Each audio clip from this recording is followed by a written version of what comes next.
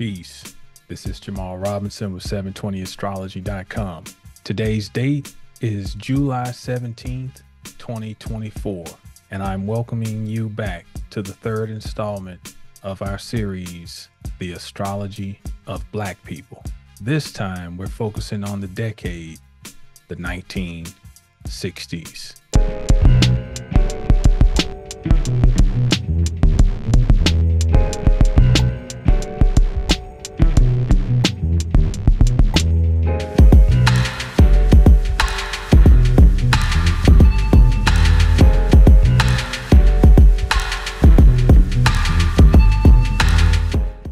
All right, so welcome.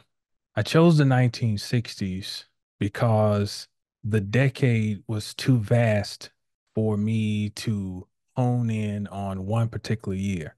I was going to do 1965.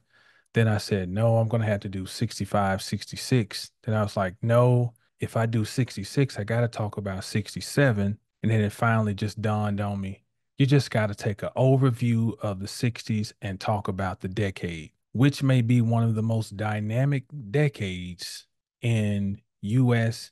history. But before we get started, I want to have a quick word from our sponsor, and then we'll get right back to the presentation.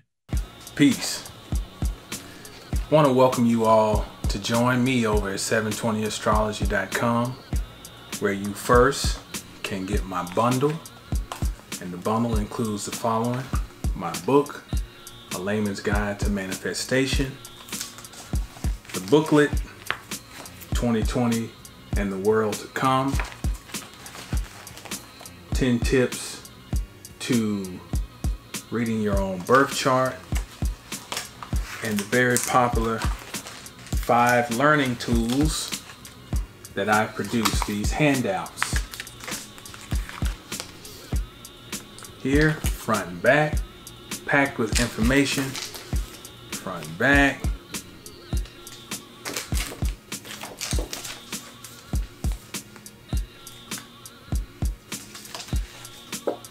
Mysteries of the number 5. Hidden astrological etymology and symbology. These are chock full of information, and they will continue to unfold for you throughout your journey. If you're open and allow yourself to study, live life, reflect, come back, study, live life, and they will support you along the way. I invite you to get your bundle and then come over and sign up for 720 Sacred Teachings. You can do all that at the same place on the site. Go to my site, 720astrology.com, click on what do we offer, and go down to 720 Sacred Teachings, and come on and edify and enrich your soul. I see you on the other side. Peace. Now, I know I've already informed you that we are looking at the 1960s, the decade. But for us to have proper context, we got to go back to the 50s. And really, the 50s could be a presentation all on their own. But we're going to tie them in to the 60s because the happenings in the 1950s are integral and propel us into the happenings in the 60s, and they're interwoven. The 50s opens up with a T-square between Jupiter, Saturn, Neptune, and Uranus. 1952, Jupiter was in Aries. Saturn and Neptune were conjunct in Libra, and Uranus was in Cancer. Those are all cardinal signs. So you've got Aries, you've got Jupiter and Aries opposing Saturn and Neptune in Libra.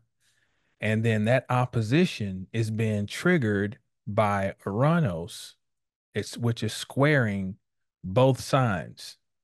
So that gives us the T-square, 3 points. The squaring planet or aspect is an adjutant in itself. But when you add in the fact that it's Uranus, or pronounced Uranus also, then it further magnifies the agitation of this square. There's a focus at this time on status, control, land, estates. And this especially is in play because of Saturn, Saturn's government. Saturn deals with um, occupation of land. Saturn and Neptune together deal with colonialism.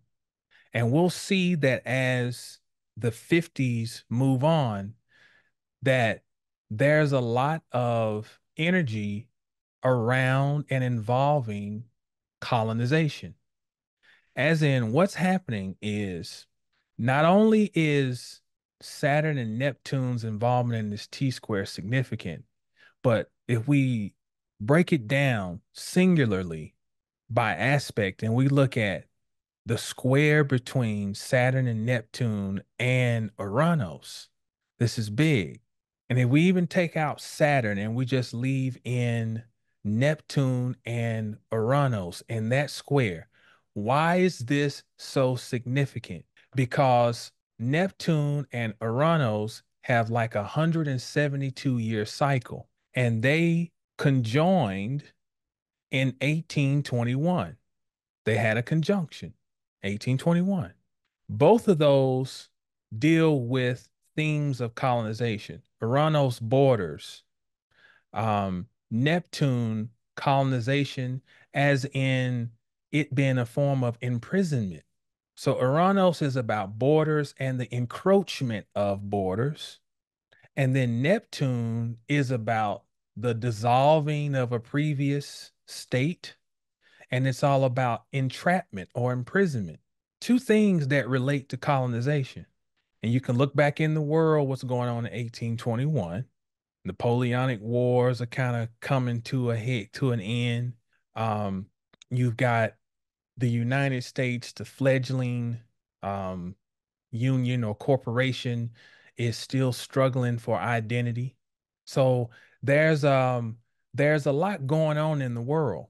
Now, by the time we get to 1952, the opening of this decade, we have a last quarter square between Neptune and Uranus. What does that mean? Well, when the planets are conjunct, that's the beginning of what's called a synodic cycle. They're together. Now, the faster moving planet is going to eventually start to separate. Uranus moves faster than Neptune. So, as Uranus starts to separate, it has its first quarter square. And I think it was around, I want to say the first quarter square was around somewhere around the Civil War, because it would be like 30 something years, first quarter square, I think, because no, 40 something years, around 43, 42, somewhere in there would be the first quarter square. That's around the time of the Civil War. The opposition would be around the turn of the 20th century, early 1900s. The last quarter square then would occur in the 1950s. And what we're having now is an understanding, according to Dane Rudyard, that when we have the last quarter square, it's a crisis of understanding. And the understanding is what? That there has to be a new system of controlling the globe. Colonization, in the way it has been represented and presented, is coming to an end.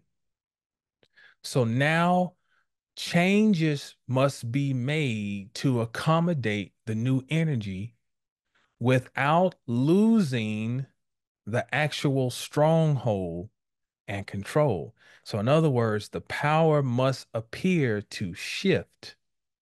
Neptune's also lies and deceit, along with Pluto. So, this is the energy that opens up the 1950s decade. So we're going to kind of walk through the 1950s and lead our way up to the 60s so we can see again how this feeds into the energy of the 60s. 1954, Jupiter in Gemini is in a trine with Neptune in Libra. And again, Neptune is still in this square with Uranus in Cancer. So this is furthering the energy of some type of freedom or the illusion of freedom. Neptune. Jupiter in Gemini is in detriment. So Jupiter in Gemini sets the tone for new laws. Think about it. 1954, setting the tone for new laws, trying out new legislation, introducing new things that will settle in place, so to speak, when Jupiter returns to its domicile, which is usually around 6 or 7 years after its transit in Gemini. It'll go back into Sagittarius, where it is the ruler. So while it's in Gemini, it's new consideration. Now, remember, I said that as we talk about some of the things that are introduced and roll out in the 50s. Now, Jupiter would eventually make its ingress into Cancer, and it is exalted in Cancer. And we got to understand at this time, this is the U.S. coming off of the victory in World War II. And so now the U.S. is looking to expand Jupiter, its nationalistic aims, Cancer, under the cloak of spreading democracy. So this is the budding or the growth, Cancer, of the United States as a global power, 1950s. May 7th, 1954, Viet Minh troops overrun the French base at Dien Bien Phu. The victory brings an end to nearly a century of French colonial rule in Indochina. Again, we're seeing the effects of mainly Neptune squaring Uranus, disillusion of the colonial world. July 12th, 1954, Geneva Agreements or Geneva Accord is signed, withdrawing French troops from the region and establishing a ceasefire and partition of Vietnam, ending the First Indochina War. The U.S. refuses to sign, though. So here are the seeds being planted for the Vietnam War. September 8th, 1954, the U.S. signs SEATO, Southeastern Asian Treaty Organization Pact, aimed at preventing communism in Southeast Asia. Here's the continuation. This is the build-up to the Vietnam War. Domestically, May 17th, 1954, we have Brown versus Topeka Board of Education. Here we have a legal battle around education. Jupiter in Gemini. We've got to reconsider these laws, right? 1954, very significant one. Churches are added to the 501c3 tax code. This amendment is introduced by then Senator Lyndon Baines Johnson, who would go on to be the vice president elect in 1960, 6 years later. Now, what's the significance of this? Churches being added to the 501c3 tax code. That means that they're going to be exempt from tax laws as far as obligations to pay taxes.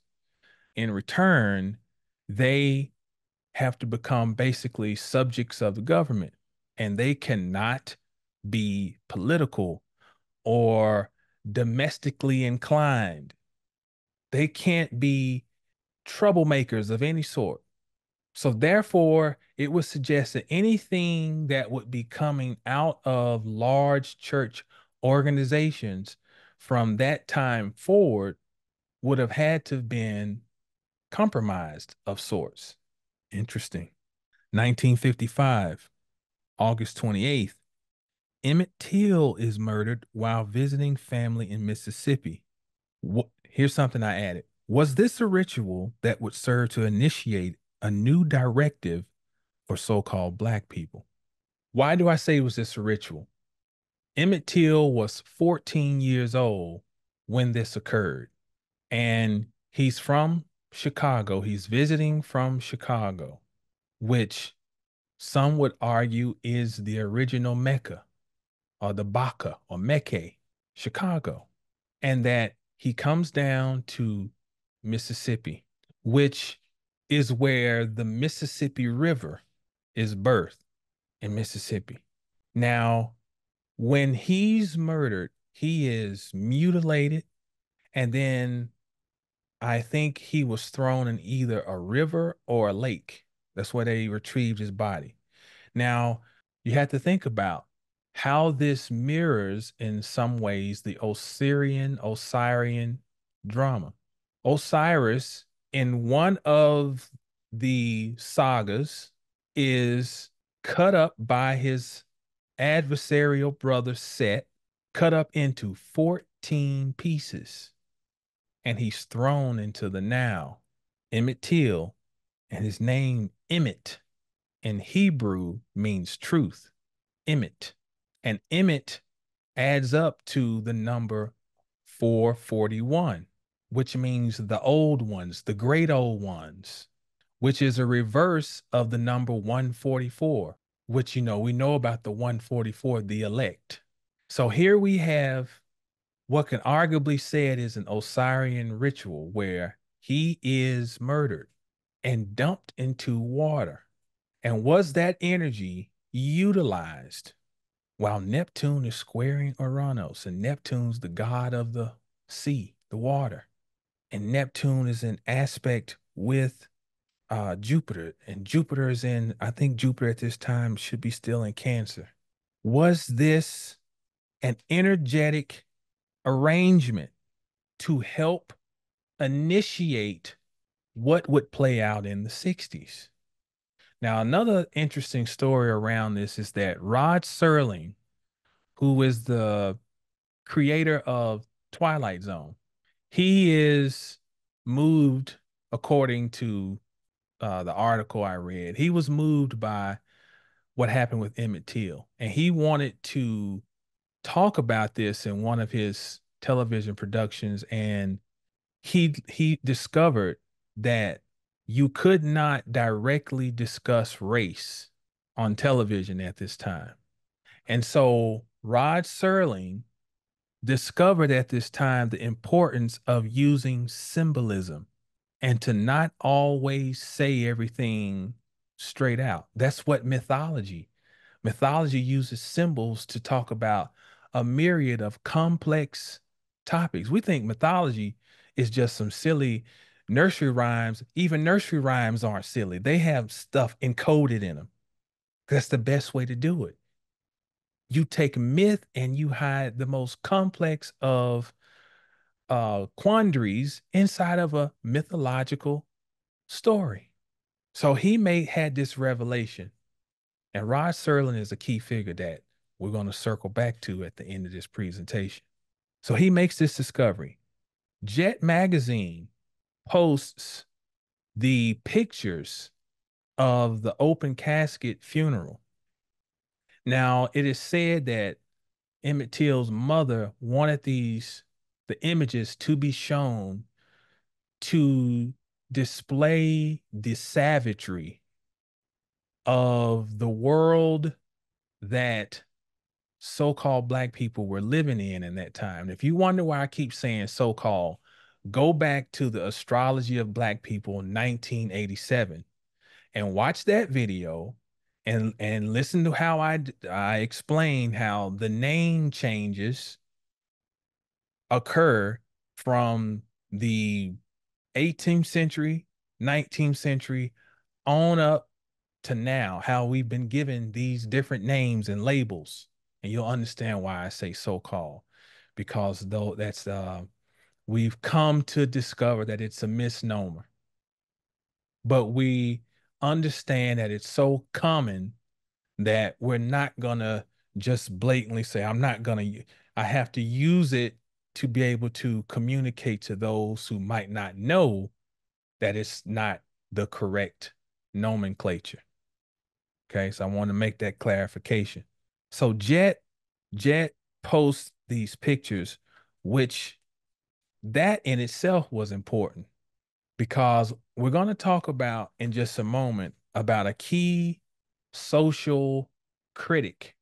We can say social critic, guest slash journalist by the name of Marshall McLuhan. We're going to talk about him in just a moment. But some more things that are going on in this decade. 1955, same year that Emmett Till is crucified, Roy Wilkins becomes the new president of the NAACP. He had previously in 1950 co-founded the Leadership Conference on Civil and Human Rights. The organization functioned through lobbying for amenable legislation and public policy. The other founders were A. Philip Randolph and Arnold Aronson. Arnold Aronson, the leader of the National Jewish Community Relations Advisory Council. Here's a quote that I found online from the organization. Early causes included campaigns against discrimination in housing and employment practices, voting rights, and education. The group was instrumental in organizing the 1963 March on Washington. Since then, it has expanded the scope of its activities to include immigration, labor rights, LGBTQ issues, and international human rights matters. December 1st, 1955, same year, Rosa Parks refuses to give up her seat on the bus, which would lead to the the bus boycott that was financially crippling to the South. December 1st, 1950, no, continuing in 1955, this is where Martin Luther King's civil rights journey officially begins. Very interesting stuff. May 31st, 1955, we have Brown versus Topeka 2. And this one hastens integration, merging. Think about Neptune squaring Uranus. Education can be most certainly a form of colonization, the colonization of the mind, because prior to this, education is governed by those who are in your community. And basically, it was almost like my parents grew up in a quasi form of privatized education, although it wasn't. But the way it was set up, the absolute value of it was different. It was your people who were running the system. But the theme behind integration was you're getting cheated. You're not getting all you can get. You are behind because you don't have the access to what others have access to, which was true in some regards. But the question was, what was the overall intent behind it? And we got to understand astrologically that this is when we have the last quarter square between Neptune and Uranus. And Neptune and Uranus were in an opposition at the turn of the 20th century, or the 1900s. And the 1900s is when we have the Board of Education, Frederick T. Gates, Rockefeller Society. And I've got the literature. I just don't have it here with me. I'm not going to go and um, ferret it out. But yeah, so this is still the activities of the opposition being carried out. And it's a form, arguably, of colonization. Interesting side note, continuing with colonization. 1956, March 2nd, France grants, keyword, grants Morocco its independence. If someone grants you independence, can it be real? So some would argue that this Moroccan government that was set up post 1955 was a facade. All of this is happening in the 1950s. 1954. I think I may have gotten this from Wikipedia. I don't have it. I didn't leave myself a note, but quote, in 1954, black and white broadcasts became color broadcasts. Think about this. As we're going to lead into Marshall McLuhan and his famous book, The Medium is the Massage. Okay. You got the matte picture of black and white. Now it's color. So that means that picture's coming is is coming towards you more. It because this is the way you see life. We don't see life in black and white. We see it in color. And so now when that picture is in color that you can look at, that reality on the television becomes more realistic to us. Remember, Neptune is squaring Uranus. Neptune is in play. Neptune is in a trine with Jupiter.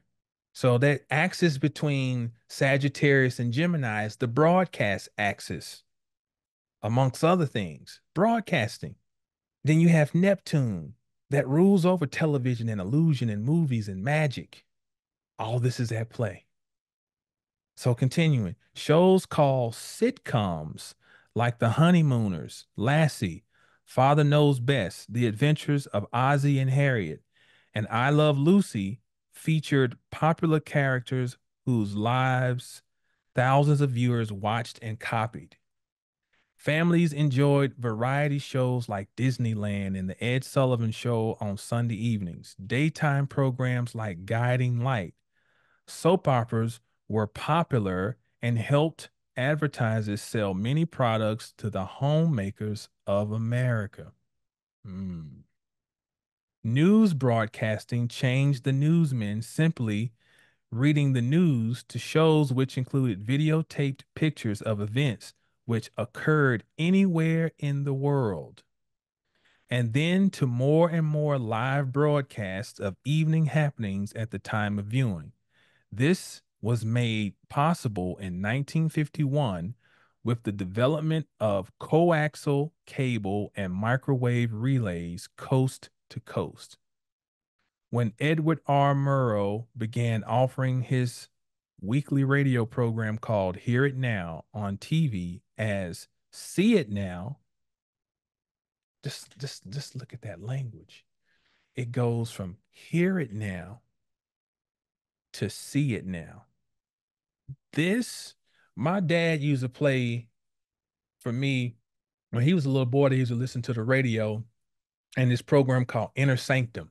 And Inner Sanctum was a like a scary radio program. And they would go and sit down by the radio and they would have all these sounds of the door creaking and door slamming, people walking up steps. And he would turn the lights off and create the experience for us. And it would make your imagination roam because you had to create the pictures in your head. When the shift goes from hear it now to see it now, as we look back over time, we can see how we can have so much ADHD right now and such um, hyper movement and difficulty focusing because we've been conditioned through a lot media and food and other means to not have the more developed processes of the mind. because everything's given to you right in your lap. You don't have to imagine what a person looks like anymore. Let's just use this rudimentary example. You don't have to really imagine. People dress now and they leave no room for the imagination. I see everything you working with, and then they like, stop looking at me. You've got the infinite scroll that we all can get trapped into on social media, where you just keep scrolling. Somebody else's, you know, somebody spitting water at them out their mouth, somebody just sitting at the camera talking about, hey y'all, thank you for the hearts. Yeah. Hello, delicious number nine. Hello, butterfly 12. It's good to see you. You know, so and it becomes this infinite just and it's this searching for a dopamine rush. Okay? This has to be a pivotal role in leading up to where we are now. From Hear It Now, and it just couldn't be more obvious. A shift from a radio program called Hear It Now to a TV program called See It Now. Now, not later, now. So it says, when Edward R. Murrow began offering his weekly radio called Hear It Now on TV as See It Now, the world of news broadcasting was irrevocably should be changed, end quote. In 1954, RCA rolls out a system of color picture that doesn't require any mechanical parts. It is adopted by the FCC, and the first color TV sets are sold later that year. Now we get to Marshall McLuhan and his well known book, The Medium is the Massage. And let me give my basic idea of what this title means. When you're getting a massage, um, they have these two strokes called what is it? One's called petriflage and effrisage, I can't remember, but one is to just to be kind of going over the body, and the other is kind of kneading, like kneading dough. And what you're doing with the massage is you're moving blood. You're manipulating the skin to get down into the musculature and to get down ultimately to the blood. And then beyond the blood to the chi, really. You're moving fire with massage. So the medium is, how are you consuming the information? And whatever method that you consume the information, that is the massage. In other words, that is what is moving you. Not so much, not always the actual information, but the medium through which you are receiving the information. That's the massage. And then he has a flip, the wordplay. He also calls it the message. The medium is the message. The medium is the massage, and the medium is the message. So here's in reference to this book: the family circle has widened. The whirlpool of information fathered by electric media, movies, Telstar, flight, far surpasses any possible influence mom and dad can now bring to bear. Character no longer is shaped by only two earnest, fumbling experts. Now all the world's a sage. This is a quote from Marshall McLuhan in his book. Listen to what, now all the world's a sage. Is that not talking about now?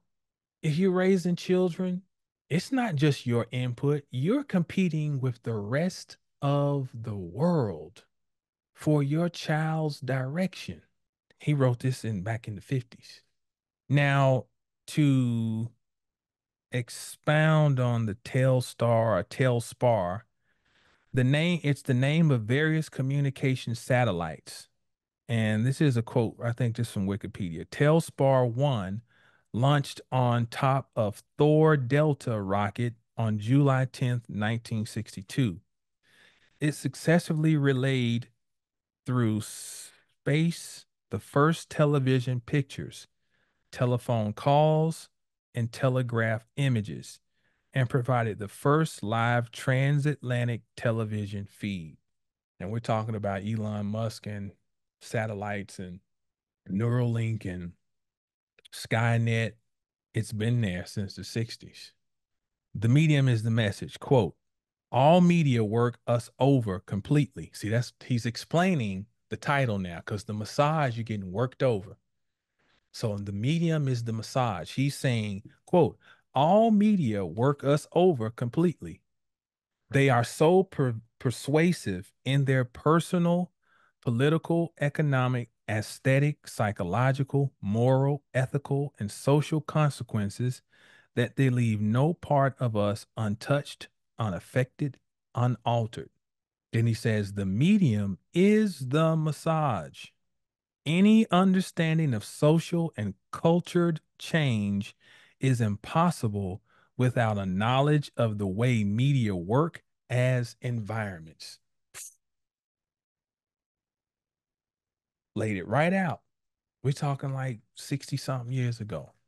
Now, here's something from another great book that you may want to have in your library. The Realm of the Ring Lords. I think it's by Sir Lawrence Gardner. The origin of the word propaganda. Quote, it is important to recognize that although the word propaganda has moved into general usage, it was in fact first introduced by the Roman Church as a specific aspect of dogma. The word originated from Church Latin, akin to the propagation of plants, as in breeding like or cloned specimens from a parent stock, and it first appeared in the Congregatio Propaganda Fide, the Congregation for Propagation of the Faith. In 1662, Pope Gregory XV established the College of the Propaganda of Cardinals, which whose job it was to enforce church doctrine in places other than Rome. Hence, the church not only practices propaganda, it invented it. End quote. Think about that in connection with the media being the massage. And we may figure out where the intent is coming from. Now, to help add to the discussion, I want to refer to a book titled Messianic Legacy and a section in the book titled subtitle Plundering of Trust. Now, just a sidebar, this book was published in 1987. 1987. If you've been following the series, you'll get the emphasis I'm adding there. Let's see. He says, what are some of the means whereby individuals and or institutions acquire the trust of those who constitute their following? It says one technique is the calculated use of intimidation and fear.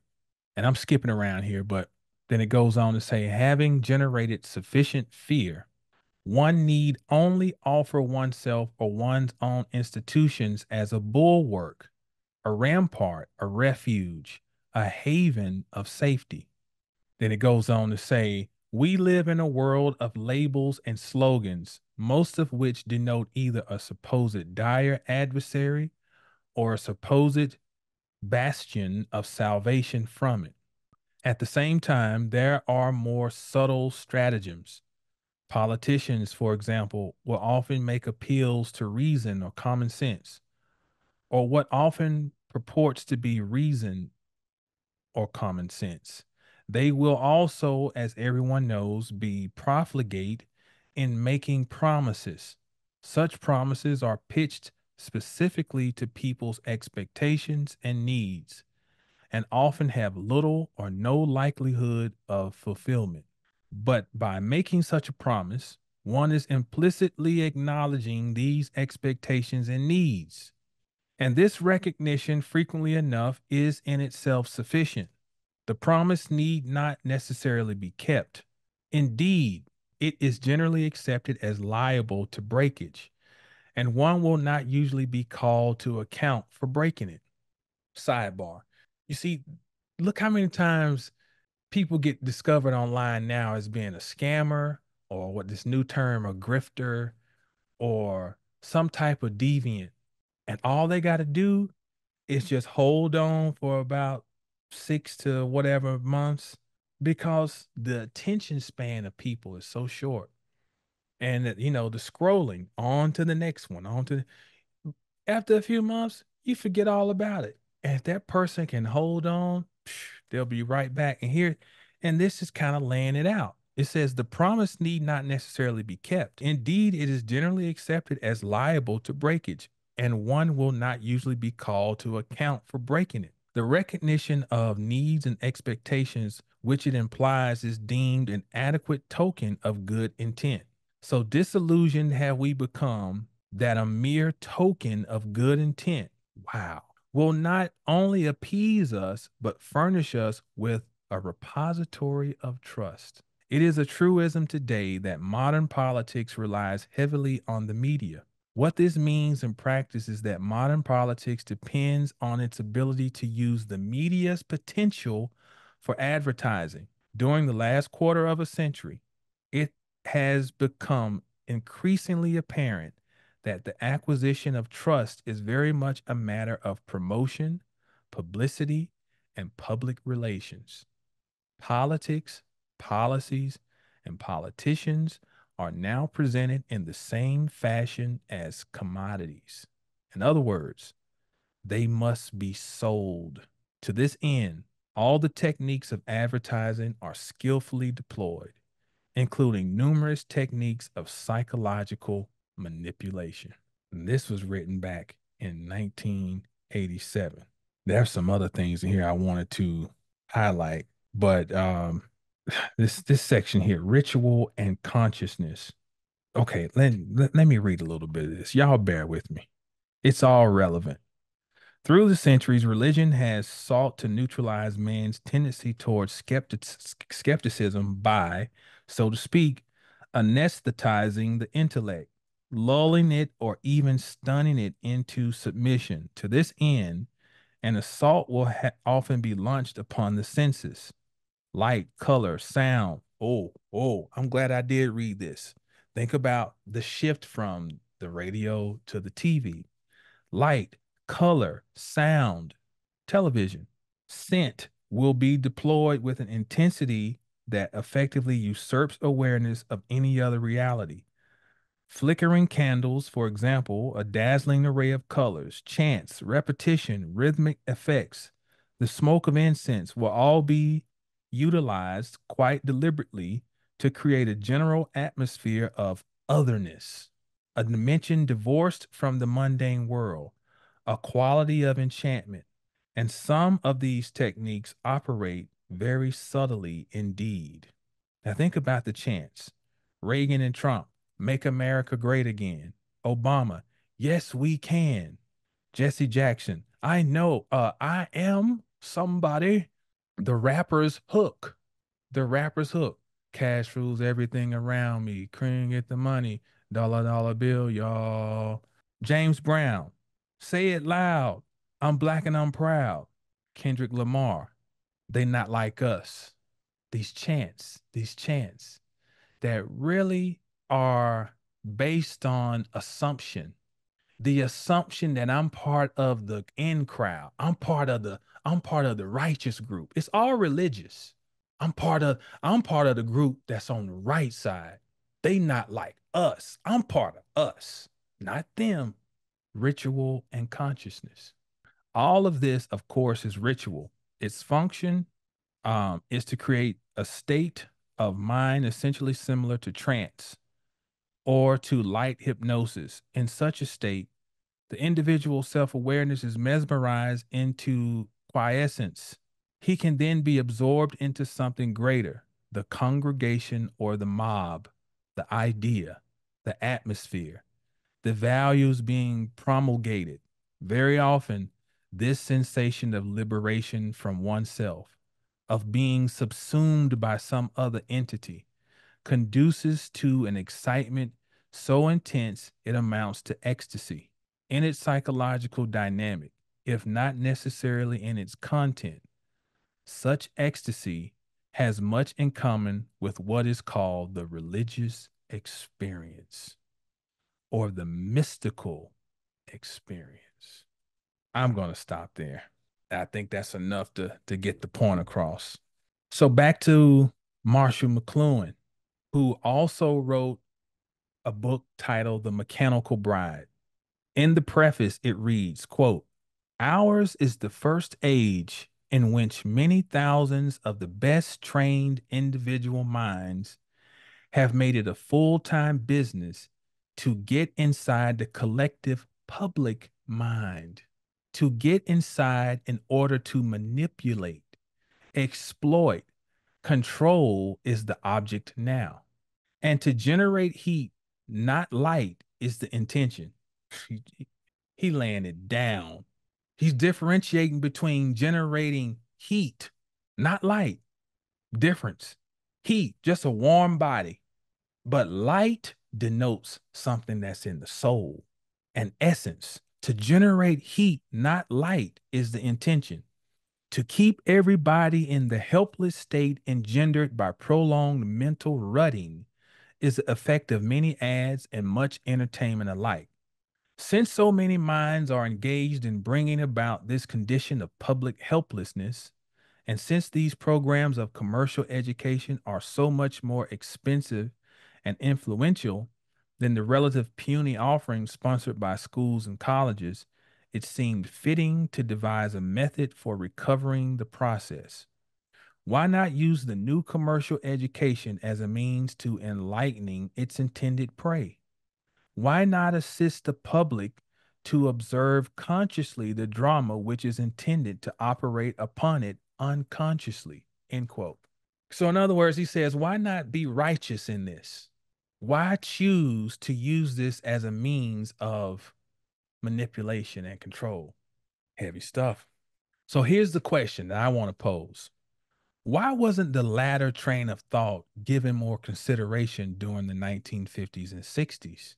Part of the reason is that the medium is the massage.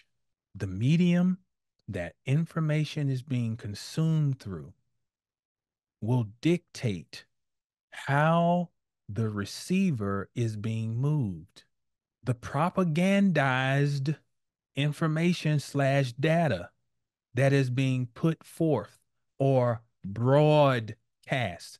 Look at a lot of our words are telling us that our reality is driven by low magic. Broad means to spread, cast means to throw, to spread, to widely throw something out. That's to broadcast. So, how it is broadcast will dictate in many ways how the people will think and react, because the essence is the bottom line is that you're designing this for people who have not been taught how to think. That is one of the most critical issues right now is is an inability to think critically, all levels. I'm talking about people who think that they are spiritual and awakened and down to the straight up knuckle draggers, all the way up to the people who think that they're the bourgeoisie and blah blah blah because I've got my PFD and FFR and masters and PhD. Look, I've dealt with people across the whole spectrum. Listen, person can be making $400,000 a year. Dumb as a box of rocks. Oh, this couch is a Rose Papal, Rose Papal. And I'm like, what is that? It's Italian furniture in the designer district in Dallas. Like, who gives a fuck about you got a Rose Papal couch? That's what you value? You making all this money, you could have a library as big as my house. You could have a greenhouse where you could be growing all types of, and this is what your value is in. A rose pawpaw. And I'm telling you, real deal. Somebody I know, an idiot, millionaire, idiot. So we're not just talking about the so-called downtrodden. We're talking about from across every level of society, an inability to think critically, following anything that pop up on social media. You ain't done no research on it, Nothing. Follow it because it sound good.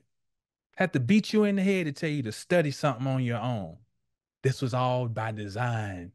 The established environment created by media fueled emotion over rational thinking, reaction over careful strategy and objectivity.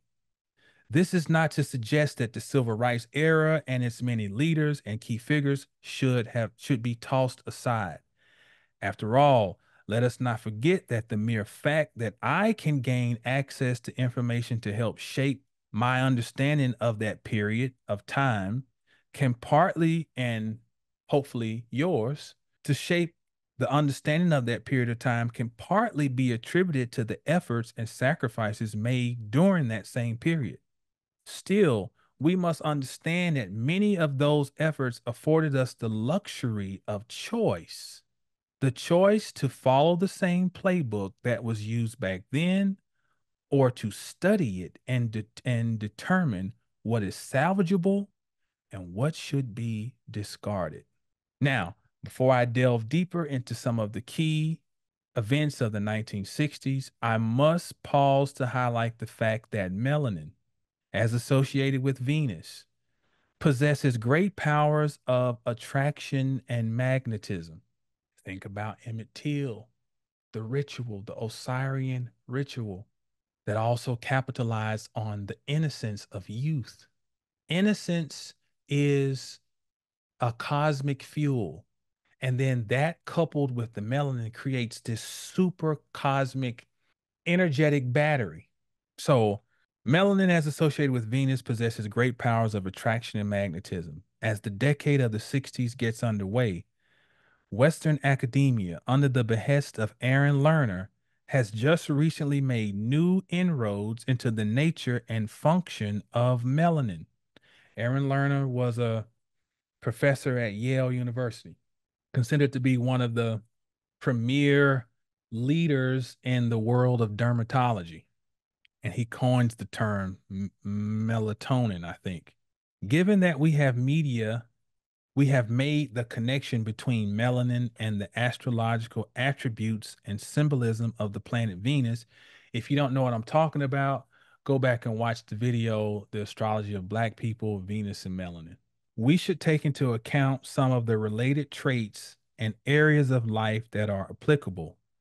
They include love as an institution, the expression of love and beauty, music, art, communication, relationship, etc. As the 60s get underway, the Boston Celtics, which are the Celts of ancient Ireland, began their reign as NBA champions, led by Bill Russell, who wore number 6. This number is symbolically associated with the Hebrew letter Va, which means nail, the tool that joins things together. The 6 also contains properties of the womb, as it resembles the pregnant belly. What was being birthed in this decade? Was it a better world and life for so called Black people, as was hoped for? Or did the institutions that appear to work toward those means actually have other intentions? What role did Motown play in this era, as arguably the greatest Black label in music history? It was founded in 1959 by Berry Gordy, who was encouraged by one of the label's leading acts, Smokey Robinson of the Miracles, which was formed in 1955. Motown ushered in a new era of rhythm and blues, what we now just refer to as R&B, which I think is significant in itself. It's significant that we've reduced rhythm and blues to just R&B. When most people say R&B, they're not thinking rhythm and blues. They just think R&B, like it's an independent title, but it's an abbreviation for rhythm and blues. The word rhythm itself refers to the goddess Themis, she who governs law and justice. From her, we get the associated word thesis, which means to set down, as in a time signature, how long a note is held. From one perspective, Motown helped so called Black people to heal, because another similar word is thymus, and thymus means youthfulness. And the thymus gland is essential in maintaining one's youth, which is another word for that is wellness. And the thymus also connects to the idea of innocence. There's something about losing the innocence of youth that starts to set the clock of degradation in the body. You must come as a child to enter. It's a lot in that. Motown helped Black people to heal from the harshness of the world they lived in. On another note, it paid service to the goddess through its emphasis on love. Still, it could be argued that it shifted consciousness to love as a form of escapism. What also can't be overlooked is who controls the music of any given period in modern history. Something for you to research.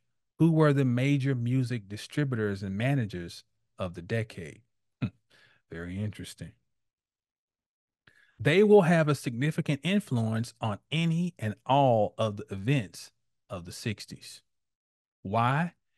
Because music is melody applied to time signatures, Themis, the goddess who also coincides with the spiritual energy that sits over the US, Columbia, Lady Liberty, and the eagle, representing the axis of Taurus and Scorpio. The freedom and health of the corporation, i.e., US, depended greatly on the satiation of the goddess energy that was created to sit over this venture. If you didn't get that, run it back. Music, which comes from the Greek muse, has the ability to draw one in as to commune with the realm of spirit. And in this case, this is referring to the US spirit, a real living entity. We could say that the 60s was also the decade of crucified messiahs. Medgar Evers, 1963, he was only 37. JFK in 1963, he was 46. Malcolm X, 1965, he was 39. Martin Luther King, 1968, he was 39. Uh, Robert Kennedy, 1968, he was 42. What's interesting is the melanated messiahs didn't make it past 39, a ritual that was set to affect the upcoming Generation X. The music that Generation X created was co opted with the intention to freeze consciousness and prevent maturation. Let me reiterate that. There's a connection between the messianic forces, especially those who are melanated, being stopped in their tracks before reaching 40 because they would overlap the beginning of Generation X.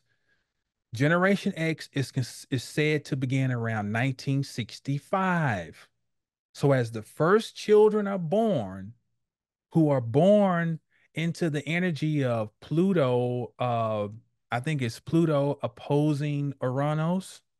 See, Uranus was, what did I say? It was in the 50s. It was in Cancer.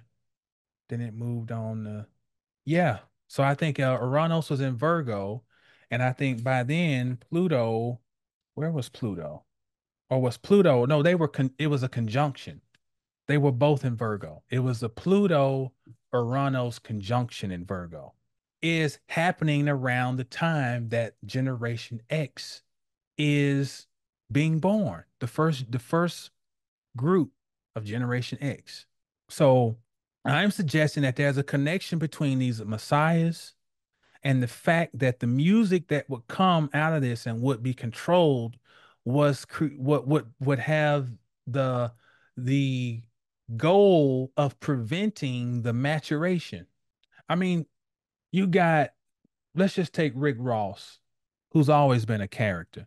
But I'm 47 years old. He's close to if he's not 47, he's close to it.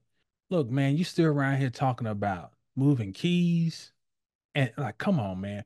Like you're supposed to be rapping about what I've discovered about life, or I mean, and I'm not trying to, but my thing is, the, shouldn't you have something that you've evolved into? That's my point.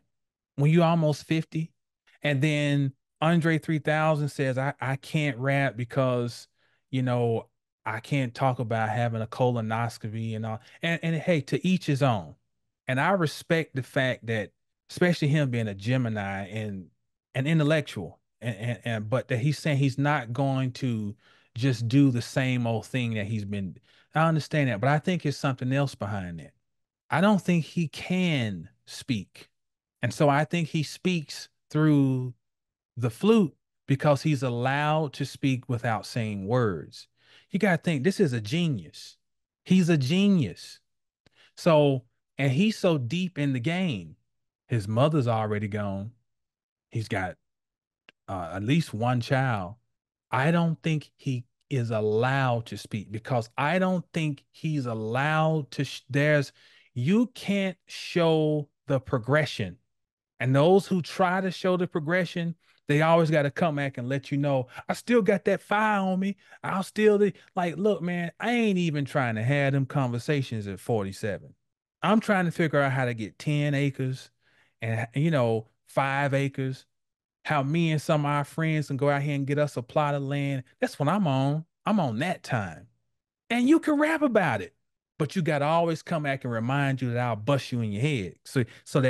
And that's by design for the music to never grow up. LL Cool J, 6,000 years old, still walking around here. I mean, come on, man. But this is all by design. Was the removal of messianic individuals in the 60s a ritual to stop time in a mindset of marching, protesting, following leaders, dissolving the last vestiges of culture, and further into religiosity? I probably need to read that again. Was the removal of messianic individuals in the 60s a ritual to stop time, to freeze time, i.e., freeze the mind, in a mindset of marching, protesting, following leaders, dissolving the last vestiges of culture, and further falling into religiosity? As a side note, a future messianic figure was born during this era of the 60s, Barack Hussein Obama, a Leo, born on August 4th, 1961. His catchphrase would be, quote, yes, we can, end quote. This is an ambiguous statement, and it's just as ambiguous as the letter X, which is the nomenclature that would be given to my generation. X, unknown, no direction, no destiny. Let's just sit back and watch them. And when they move, we've got to move to counter it because they're the children of so-called revolution. 2 years after Obama's born, as a side note, Martin Luther King delivers his famous I Have a Dream speech, 1963.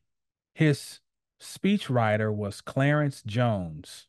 What's interesting is that Obama would tap into the same energy that Martin Luther King pervade. You know, that kind of singing kind of cadence when he's and we've got risks, Some dude, Jay Phillips, he's funny. He came here one time. Like, man, he pronounced all his words, risks. Um, but yeah, he would tap into that energy. Okay, during this decade, there was also an attempt to reclaim Christianity. Now, if you ain't following, we're now in the 60s. All right. So in this decade, there was an attempt to reclaim Christianity by blackening it up. Some of the leading literature were A Black Theology of Liberation that actually came out in 1970, but it's that era. The Black Messiah, 1965. The Negro Church in America, 1963. The Black Church Since Frazier, 1970. Remember, as was presented in the first installment of this series, so-called Black people were going through another design identity change during this period, from Negro to Black. This decade would also bring us the Black Panthers, 1966, who had a Marxist Leninist leaning, i.e., communism by design. by design. Many so-called black people were entering the rhetoric of socialism uh, slash communism back then, all part of an attempt to find relief for the oppression that had been experienced. But was this influence all part of pre-designed war games? In 1965, Saturn in Pisces opposes Uranus and Pluto in Virgo. Underground activities and a hidden agenda, Pluto, that could involve a form of groupthink, i.e., communism, socialism, Uranus, in an attempt to oppose the government and controlling powers, Saturn. We have to remember the social programs implemented by Johnson could arguably be interpreted as a form of communism slash socialism, as pseudo leveling the playing field. For the Saturn Uranus synodic cycle, synodic again means that they're at the same degree, same sign. They're starting a new cycle. So for the Saturn Uranus synodic cycle, this is the culmination point. And by 1988, when they meet again, we see what has been distilled from the cycle toward the end of Ronald Reagan's presidency. Because this is when Reagan's coming to his end, 88. And so Saturn and Uranus are coming back to meet up again. They had their previous cycle started in 1942. And so now they're finishing up. And we're getting to see some of the results of their activities and interactions energetically through the agenda that Reagan is laying out. And don't forget his announcement of the war on drugs in 88 speech that I talked about previous video. Here's something that must be pondered. The children who were pushing the societal envelope in the 1960s were products of the Saturn Uranus conjunction of 1942. For example, Jesse Jackson. They came of age in the 60s. Saturn Uranus opposition. The plan for their children came fully into fruition in 1988 with the conjunction of Saturn and Uranus. Are you following me? The people who came of age in the 60s are basically the children of the Saturn Uranus conjunction in the 40s. And then all the planning that was going on that time would show itself, begin to show itself as what was the goal in 88 with now their children, as in my generation.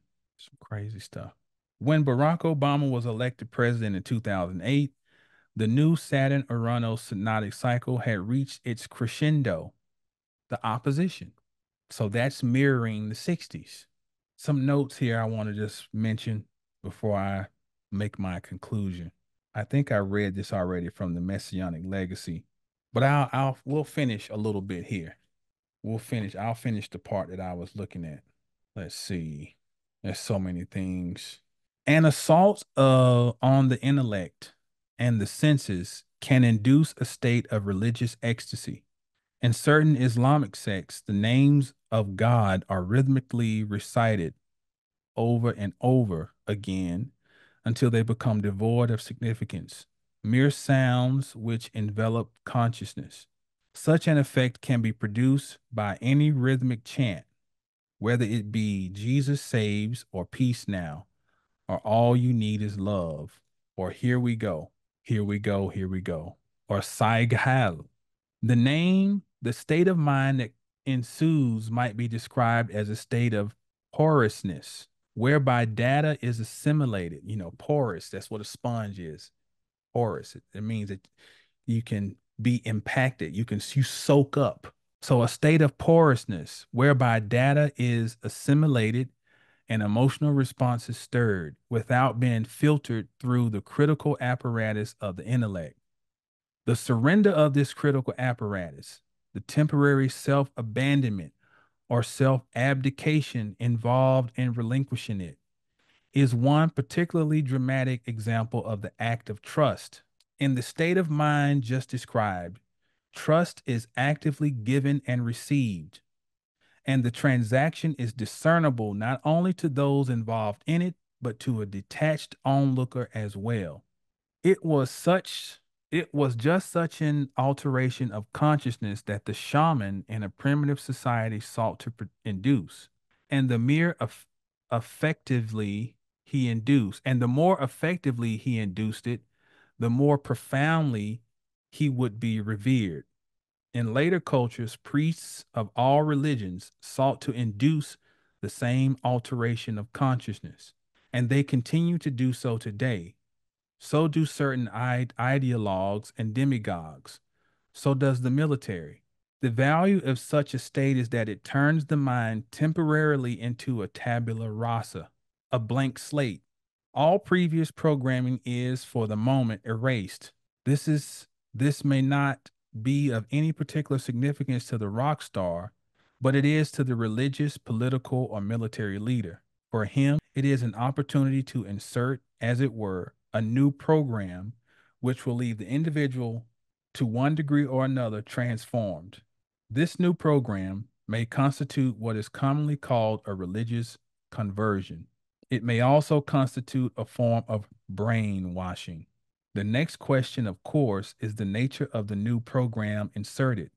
For the military, the new program consists of a code of behavior, a series of reflexive responses and reactions, a limited number of attitudes in a rigorously circumscribed sphere. For the political or the religious leader, the new program is intended to be much more comprehensive. In such cases, it will include an answer, more or less viable, more or less practical, to the need for meaning. In other cases, it will offer only a distraction from that need. Why am I reading all that? Because, in my humble opinion, this is what has transpired over the years and over especially the 50s and 60s. This is the shift that occurred, that this shift in consciousness. I'm moving my screen over here because now I'm getting back to some of the key things that I got my old notes here, and I got to go and look at my revised notes because there's some stuff I left out that I got to go back over real quick. Oh my goodness. Oh my goodness. Let's see. It's not a whole lot. No, good. Okay. Okay. And it's perfect because it's right on time. Going back to the 50s. So, just to recap some things and to help with context, the 50s opens with the US and Russia enthralled in the supposed Cold War. This is a time of hyper paranoia and national insecurity, coming off the heels of victory in World War II. The US has established its position as not only a great power in the West, but all around the globe. Dwight D. Eisenhower was president from 53 to 61. On his way out of office, he gives the well known warning about the rise of the industrial military complex, which was ironic coming from a five-star general. This would give a major clue that the president has no true power, and during a presidential term, there are other forces at play determining the direction of the corporation. Before Eisenhower, Harry Truman was president from 45 to 53. During Truman's tenure, the CIA was formed, 1947. A new defense and counteroffensive strategies that initiated in 1942, again when Saturn and Uranus were conjunct. This new defense and counter strategies are initiated at this time. Toward the end of Truman's and the beginning of Eisenhower's presidency, these programs would escalate. There are special roles created for some of the German war criminals at this time, specifically the scientists, to aid in interrogation of foreign and domestic threats, to help explore the world of the occult, parapsychology, magic, time travel, and everything in between. I'm glad I forgot because this is going to lead perfectly into my conclusion. Again, specifically the scientists to aid in of interrogation of foreign and domestic threats, to help explore the world of the occult, parapsychology, magic, time travel, and everything in between. This exploration would also involve the experimentation with narcotics. In the 1950s, the term Twilight Zone is utilized more, and it appears to be of dual origin. A CIA tactic for extracting information from enemy combatants was to use a combination of two different drugs with contradictory effects. A heavy dose of barbiturates was given to knock the subject out, and then he received an injection of a stimulant, usually some type of amphetamine. As he started to come out of a somnambulant state, that somnambulant means almost like when you in the state you're in when you sleepwalk. So you in between sleep and awake. He would reach a certain ineffable point prior to becoming fully conscious, described in CIA documents as the Twilight Zone. The Twilight Zone. This groggy condition was considered optimal for interrogation. I got this from the book The Complete Social History of LSD. Now listen, the term Twilight Zone has another origin story as associated with Rod Serling, the creator of the TV series Twilight Zone that aired from 1959 to 1964.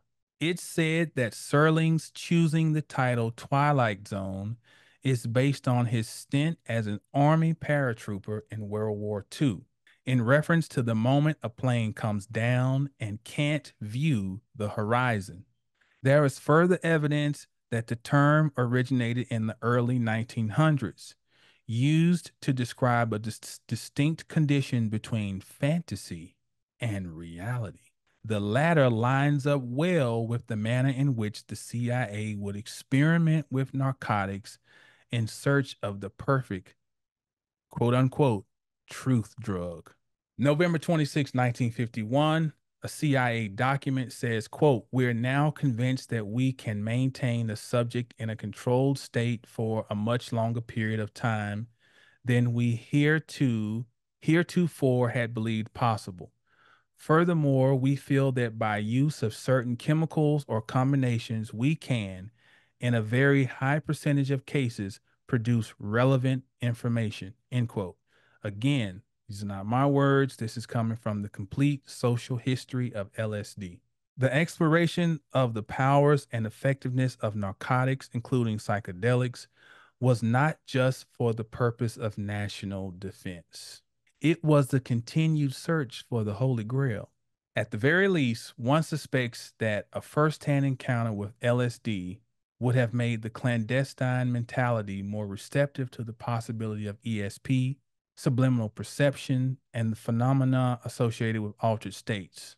The CIA's interest in parapsychology dates back to the late 1940s.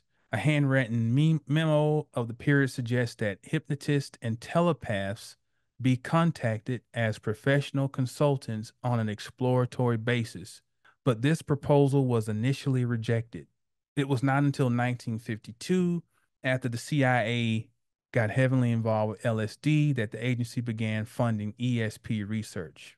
Continuing, while parapsychology has long been ridiculed by the scientific establishment, the CIA seriously entertained the notion that such phenomena might be highly significant for the spy trade. The agency hypothesized that if a number of people in the US were found to have a high ESP capacity, their talent could be assigned to specific intelligence problems. In 1952, the CIA initiated an extensive program involving the Search for and Development Project was urged to follow. No, no, no. The search for and development of exceptionally gifted individuals who can approximate perfect success in ESP performance. And that's a quote within a quote. The Office of Security, which ran the Artichoke Project, was urged to follow all leads on individuals reported to have true clairvoyant powers, so as to be able to subject their claims to rigorous scientific investigation. Along this line, the CIA began infiltrating seances and occult gatherings. A memo dated April 9th, 1953 refers to a domestic and therefore illegal operation that required the planting of a very specialized observer at a seance in order to obtain a broad surveillance of all individuals attending the meetings. Concluding, the CIA also sought to develop techniques whereby the ESP powers of a group of psychics could be used to produce factual information that could not be obtained in any other way. If it were possible to identify the thought of another person several hundred miles away, a CIA scientist explained the adaptation to the practical requirements for obtaining secret information should not give serious difficulty. Moreover, everything that adds anything to our understanding of what is taking place in ESP is likely to give us advantage in the problem of use and control. End quote. Comes from the same source. Now think of all the stuff I've talked about that was going on in the US and America with so-called black people, especially. You got Rosa Parks, you got Martin Luther King starts his civil rights journey. You have Brown versus Board of Education. You have the television. All of this is going on. But at the same time, there are people who are looking into ESP, uh, psychic properties, and basically they're talking about remote viewing. This is remote viewing that they're talking about, as they say, they call it ESP. They're talking about delving into inner space. And at the same time, there's this initiative around fighting in the mundane world. I'm almost done. Around the time that this was going on, there's a major T square between Jupiter and Aries, Saturn and Neptune in Libra, Uranus and Cancer that I've talked about.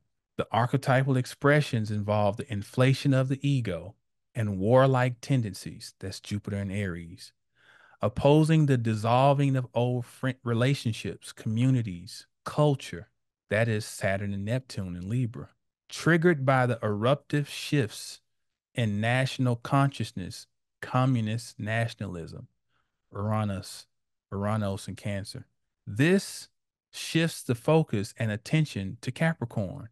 Why? Because it's the only cardinal sign that's not at play here. So when you got a T square, that wound up energy tends to release in the sign that doesn't have a placement, which would be Capricorn here. This shifts the focus and attention to Capricorn, where the intense energy is released.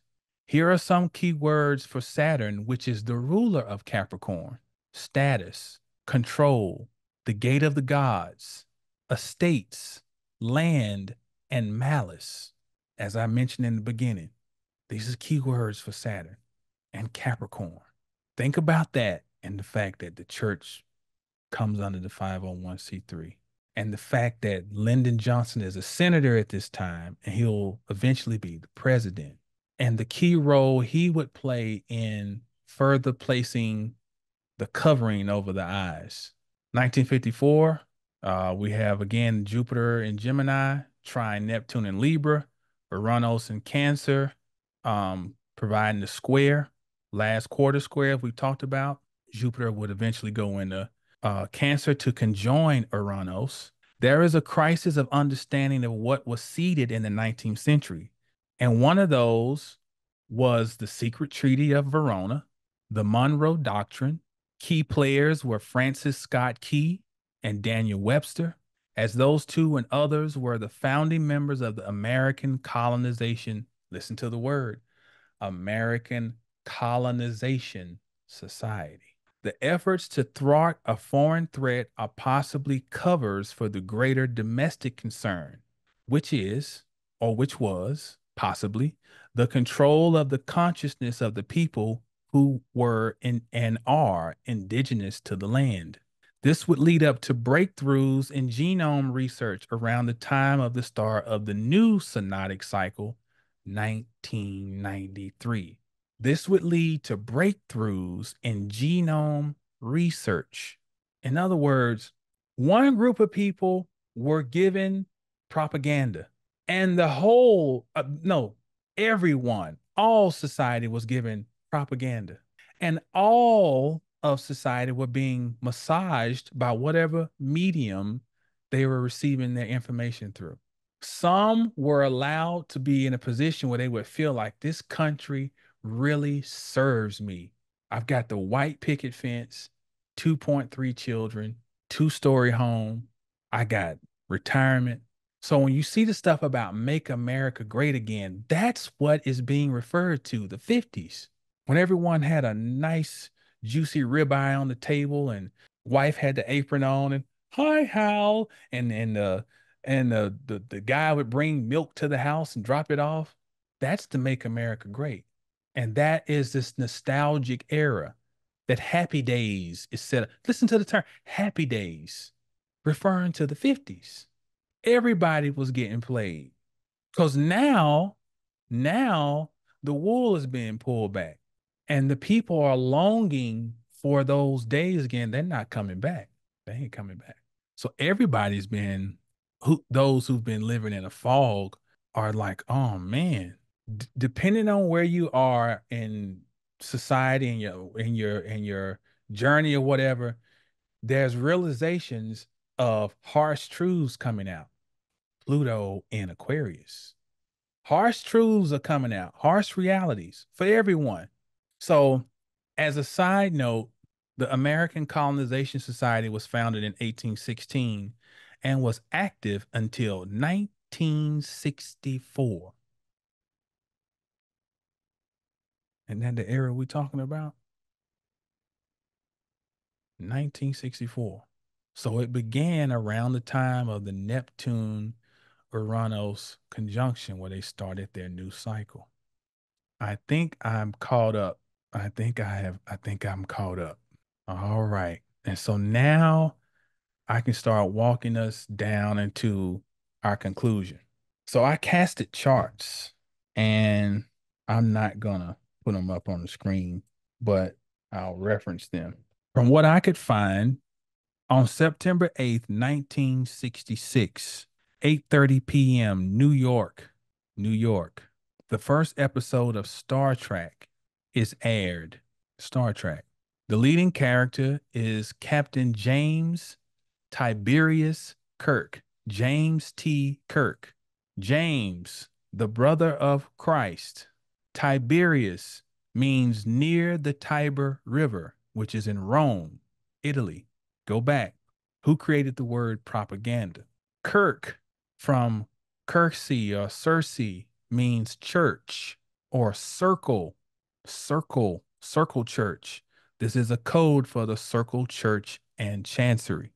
The well-known tagline was, quote, to boldly go where no man has gone before. And this is the great conundrum at the same time where people are going out. We got to protest. We got to do sit-ins. We got to get some guns and go up to the Capitol and, yeah, the pig, man. Well, yeah, we ain't dealing with, So, which we could say was possibly was all by design because the same year that the Black Panther Party is initiated, a new program comes out and their tagline is to boldly go where no man has gone before. This is coming after all other research into psychedelics and parapsychology, the occult, magic, remote viewing, but the people are given rudimentary, mundane things to muddle over. And James Tiberius Kirk, who has this deep tan, everybody else is almost in normal complexion, but Kirk is like, he is Trump, orange. And he's the Christ figure to boldly go where no man has gone before. And he represents Rome, Tiberius. What I think is the greatest moment in television history is an episode of The Twilight Zone that appears on April 8th, 1960. And I think it was at 10 p.m. Eastern Standard Time, New York, New York. It is an episode of The Twilight Zone titled The Big Tall Wish. Greatest moment in television history. I ain't even seen everything, but I'm going to say it is the greatest moment in television history because it laid out everything. And it told Rod, think about what I said. Rod Serling said he learned that you have to speak through symbolism. People have to start studying so you can become symbol literate and astute and stop going off of what you think, what maybe is the case. You got to study so you can start recognizing symbols and a myriad of other things. See, many of you naturally have gifts, but think about that person you went to school with who could jump out the gym or who could run faster than a car, but they didn't cultivate those skills. They were lazy. They say for every they say Michael Jordan, I knew somebody who could have the Swintons. We had a family, the McLeans and the Swintons, all superior athletes. All of them. Eric Swinton could touch the top of the backboard. But I liken having gifts and not studying to being the great athlete who just couldn't get that head right. You got to study to show thyself approved. Get out of this mindset that was given to us that reading and studying is some other folk stuff. But then you want to come back and brag about that, we built this and we bet. Well, if you build all this, then who do you think is the author of language? Who do you think is the author of the first book? And for you to be averse to reading and picking up a book because that's not spiritual, all right, think it ain't. Cause here's the game that's been laid out. Here's the game. The Big Tall Wish airs April 8th. The main character is a washed-up fighter named Boley Jackson, who is scheduled to fight at St. Nick Arena. Bam, already hitting you in your face with the symbolism. St. Nick, Santa Claus, who comes in through the chimney, down through the fireplace. And if you've been naughty, puts coal in your stocking, which means the fire is gone out. And now all you have, you're back to square one. You got to refine this coal now because you have not done it. So you've got to take this coal and pull energy out of it, as in to build a fire so that the smoke can rise back up the chimney, which is you climbing Jacob's ladder. St. Nick Arena. He is going to fight Joey Consiglio. First of all, let's go back to Bowley. Bowley, I couldn't find any origin of Bowley, but we do know Bowley is the bowl. Okay. So the bowl is the reception. Jackson, Jack is short for John. John, I talked about John and the video on the summer solstice. John is what? The forerunner of Christ. So John is coming down the chimney. That's the involution, getting involved in life. And then Christ is supposed to rise up out of it's the fire, anoint, Mashiach, rub our hands together to anoint, make heat, fire, start the fire, and then the spirit rises back up. So we have Bowley Jackson, which is also John. He's the forerunner, scheduled to fight at St. Nick, fight against Joy Consiglio. Joy is short for Josephus. Cephas, head, cephalus. Ceph means also to grab. So we grab with our hands and we grab with our mind because we grasp concepts with the mind. So joy is a reference to the brain or mind. We're going to, okay? Now, consiglio is the key. It's a Roman or a Latin, i.e., Italian word for government. Roman, Captain Kirk, James Tiberius, a river in Rome, consiglio, Italian word, Rome for government. Now, there's a little boy in the story named Henry, and Henry tells Bowley, you don't have to worry about a thing because I'm going to make the big tall wish, Bowley. So Bowley goes and as he leaves to go to the fight, when you watching movies and stuff, anything that gets into a frame is meant to be there. So you know how they'll show the director, he's sitting there looking at a screen, and because he's looking at the framing. Because what he sees, he knows the viewer is going to see. So there's something in cinema called framing. Nothing is by happenstance. And you'll see a sign up there. It says Madame Maria's palmistry, that we think is ridiculous. But what did we just say? That the CIA was investigating all this stuff while we were being conditioned to say this is a bunch of foolishness. And then what we were doing as melanated people is the only time we were using these things was like where I'm from, people going to South Carolina to have a root put on somebody, another melanated person. That was the only use of magic, to harm other melanated people. Otherwise, it was considered taboo, and we ain't touching that. So here he's got up a sign that says, Madame Maria's palmistry. And then another sign says, what is truth? What is truth? And that was the question that was supposed to be asked amongst other ones in the 60s. What is truth? We were supposed to question reality itself so that we could boldly go where no man has gone before. So Bowley's getting whooped. Henry goes to the television and he makes the big tall wish. And all of a sudden, it was as if Bowley had never been down on the mat. And Joy Consiglio, which means brain, Joy, Josephus, the brain, which is symbolically referring to the crown and the circle church, the crown.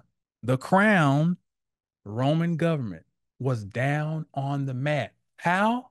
By that little boy using magic. And Bowley can't believe it because nobody else realizes what has happened except him and Henry. So he comes home, and as he's walking back to the apartment building, there's the sign again. What is truth? Now Bowley goes in. It's like, man, I was down. It's like, was I down, Henry? I was never down. I was winning the whole time. Henry is like, Bowley, I had to do it. I went and I made the big tall wish, the biggest tall wish ever. I had to. And listen to the words. It's what we needed at that time. He wasn't talking about the fight. He was talking about so-called black people. What we needed at that time was magic. The big tall wish. I made the big tall wish. And Bowley verbally beat that boy up and said that was a bunch of foolishness. That's ridiculous. That stuff ain't real. And the little boy is pleading with Bowley, please, Bowley, please, you got to believe. Because if you don't believe, the magic don't work. And that's what Serling kept putting in the frame. What is your truth? If it does not become your truth, the shit don't work. You can do all the vision boards. You can do all of the stuff you get off TikTok. The shit don't work if you don't believe in it, if it doesn't become, and not just believe, to know it. And it has to become your truth. The greatest episode in television history. And it happened on April 8th. What did we just have this year in 2024? The big total eclipse on April 8th, 2024. 64 years in the future. I'm going to leave it there. The rest is for you to ponder. For private readings, I'm available through my website, 720astrology.com. I'm also available for coaching. Like again, my bundles are available. Get the bundle and come join us in 720 Sacred Teachings. Enrich yourself and come learn and then go on your way. Not to follow me, not to worship me, but come into the university that we created, unaccredited by man, but accredited by the cosmos. Know the stars to know yourself. Peace.